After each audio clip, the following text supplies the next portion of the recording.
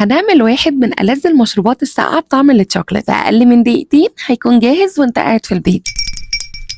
الأول هزين الكوباية سريعا وده اختياري طبعا.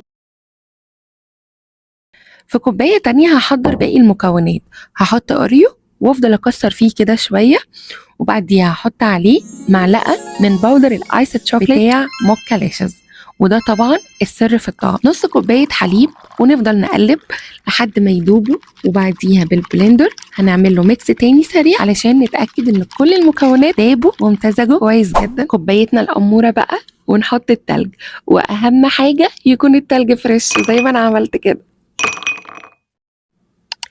هضيف شوية حليب كمان ونصب الخليط اللي جهزناه، وبكده يكون عندنا أحلى أوريو آيس شوكليت. استنوا رايحين فين؟